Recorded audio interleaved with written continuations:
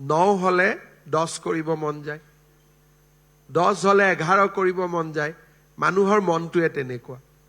কিন্তু সদায় আমি ভগৱানৰ ওচৰত কৃতজ্ঞ হ'ব লাগে যে এটা সৰু পৰিয়ালৰ পৰা অসমৰ মুখ্যমন্ত্ৰীৰ আসন, য'ত গোপীনাথ বৰদলৈ বহিছিল, তাতে বহাৰ সুযোগ পোৱা গ'ল। ৰাইজৰ আশীৰ্বাদ, ভগৱানৰ আশীৰ্বাদ। প্ৰতিটো দিনেই আমাৰ অসমত 1 জানুৱাৰীৰ কাৰণে কিতাপ এখন বনাওঁতে 7,000 সিদ্ধান্ত ওলাইছে।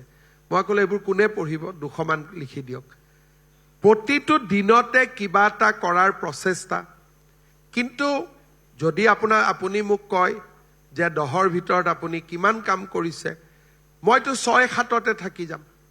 কাৰণ মই ভাবোঁ যে জননী জন্মভূমিৰ কাৰণে সুযোগ পালে আৰু কৰিব লাগে, ক'তো গাড়ী ৰখিবই নালাগে। কিন্তু ইমান পাৰফেক্টটো আমি হ'ব নোৱাৰোঁ। সেইকাৰণে মই তেনেকৈ কথা নকওঁ যে মই বহুত কৰিলোঁ, মোৰ বাদে কোনেও কৰিব পৰা নাই, চব ময়ে চেছ কৰিলোঁ, সেইটো নহয়। 10ৰ ভিতৰত যদি 6 কৰা বুলি ভাবোঁ, 5 কৰিছোঁ, 7 কৰা বুলি যদি ভাবোঁ, ফাৰ্ষ্ট ডিভিজন পাম। গতিকে ইলেকশ্যনৰ সময়ত ৰাইজে কিমান নম্বৰ দিয়ে চাই ল'ম।